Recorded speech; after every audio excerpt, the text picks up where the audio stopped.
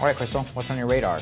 Well, boy, oh boy, do I have a story for you. So, one of the things we talk about on this show is the supposed party of the people relying increasingly on an affluent liberal suburban base.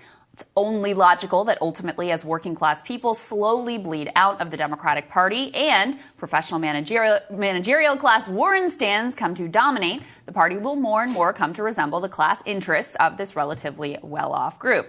Well, friends, I regret to inform you that I have the absolute perfect example of exactly what that looks like.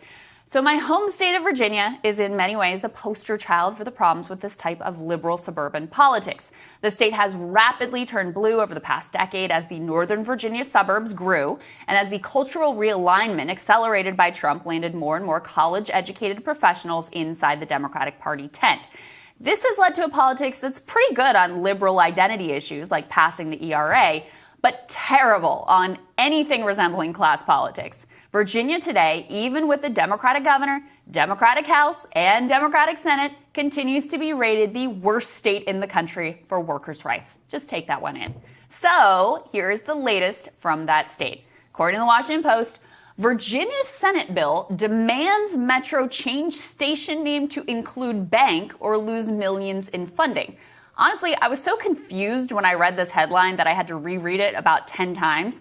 I guess I shouldn't be surprised when legislators aggressively advocate for the interests of a bank over a public service, but I was still kind of stunned nonetheless. So here are all of the shameful details. According to the Washington Post, a Virginia Senate bill would withhold at least $166 million pledged to Metro unless that transit system adds the name of Capital One Bank to the McLean rail station.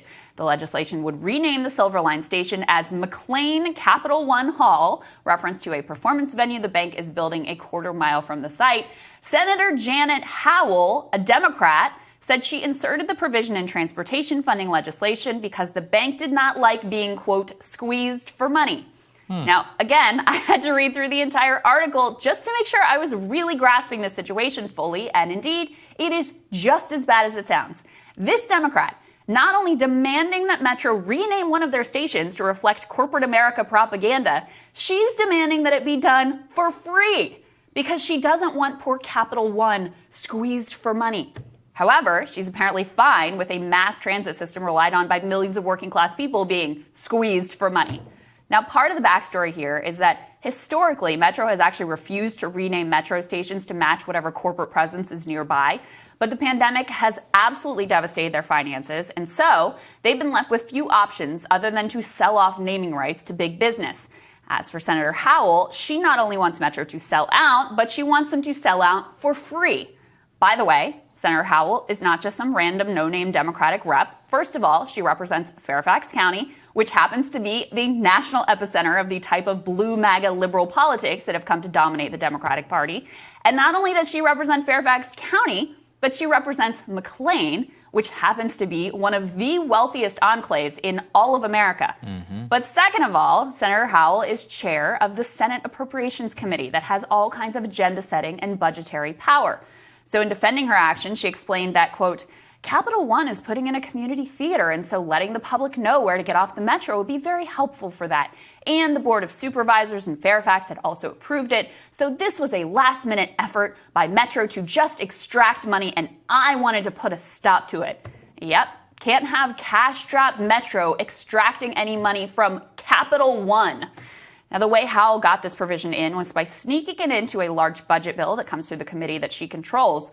But if you thought maybe other Democratic lawmakers would be outraged when they noticed, well, you would be sadly mistaken.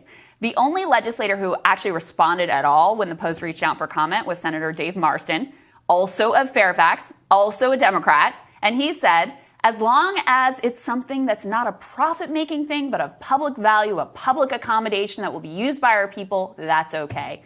Because I'm sure Capital One's desire to own Metro station naming rights is just purely about the public good here, guys. What's really bizarre is that, at least according to the Post reporting, Capital One didn't seem actually all that involved in pushing this provision through. It appears Howell was basically freelancing, taking upon herself to represent the bank's interests aggressively. Gee, wonder why. Well, Sure, it's just a coincidence that Capital One has given Senator Howell more than $25,000 in campaign contributions over the years. That can't possibly have anything to do with it. Now look, I don't want to cherry pick and I don't want to be unfair. Senator Howell is focused on some important issues that truly deserve attention. She appears to be a sincere advocate for expanded health care, including mental health. She has a particular focus on the needs of women and children, also appears to have done a lot to bolster the tech sector that has come to dominate the Northern Virginia landscape. But what this anecdote shows is the limits of this type of Democratic Party coalition. It's actually kind of interesting. Back before COVID hit, Senator Howell went on a kind of a field trip down to southwestern Virginia to see what she could learn about the poverty in the Appalachian parts of the state. Not so long ago, that region was a Democratic stronghold. Now it's so irrelevant to Democratic politics in the state that a long-standing and high-ranking lawmaker like Howell apparently felt like she needed to make a trip there just to grasp the very basics. I'm not saying that as an attack, really. It's good that she went. It's just a statement of facts. There is a real hard ceiling to what can be done with an affluent suburban party. You might call it the Capital One ceiling. I don't care what party it is. When your base is dominated by the affluent, you are not going to like the class politics that you get. Because ultimately, I have little doubt that Senator Howell is representing her rich McLean constituents perfectly well, and that is exactly the problem. And Sagar, Virginia has always been the canary in the coal mine for what the Democratic Party looks like when you go all in on a suburban base. And look, on some issues, it's good, in my opinion. On cultural issues, on identity issues, on these sorts of liberal cultural touchstone issues, they do a great job. But that's all they get. Anything regarding class politics, you get the polar opposite of what you would want.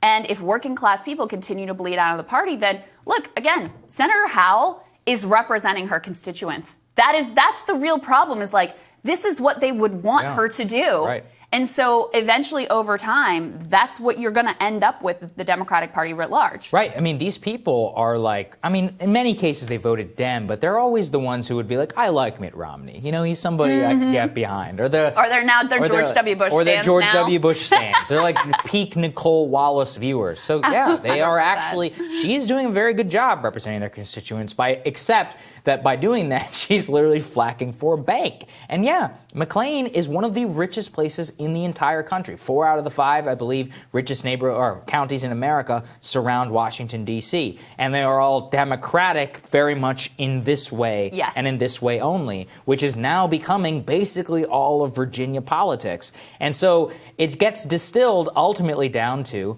wow, this bank is getting squeezed in order to put valuable advertising in the name of a public metro station. It's mind-blowing. That is the part which really gets me, which is like, you're defending the balance sheet of the bank now? Like, right. Your job is to get us more money and like better services. Metro over it? Also, have you taken the Metro? The Metro sucks. It sucked for years. Maybe fix it. I would take Capital One's money and anybody else who's paying in order to get into this thing to make it a little bit better. And these people just go to show that they are wholesale lobbyists on behalf of the banks and of their most affluent employers of their constituents and the people who have the real power in this. It's just astounding. I was really stunned. Like, every line in this article stunned me. Yeah. And I know I shouldn't be surprised at this point, but it was just so blatant. It's like, okay, not only, it's bad enough that you want Metro to like sell out and sell the naming rights to the stations. And look, I get it. If you've had funding stripped and the pandemic is devastated, no one's coming to your rescue, like, what else are you going to do? Like, I get that, and that's actually how we've sort of sold out the entire country piece by piece.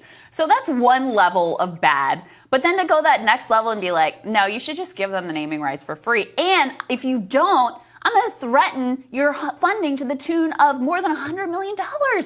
This is bananas. And then the part that extra made me feel crazy is when they reach out to all these Democratic lawmakers for comment. Most of them wouldn't say anything. And then the one guy's like, it's okay. It's fine. She kind of snuck it through the budget. But even once they realized that it was in there, they're like, no big deal. It's fine. Oh, it's like, what? It's just what is going on? Yeah, it's Virginia politics are fascinating because of the way that the Democratic coalition has completely turned on its head. And it is maybe the state it's one of the states that's like the furthest along in this sort of like liberal, affluent suburban politics. These are like Lincoln Project type people, and this is the type of lovely maneuvering that you get with that people. Next on Rising, our friends Andrew Feldman and Emily Chashinsky. They're going to be here for Team Rising. Stick with us.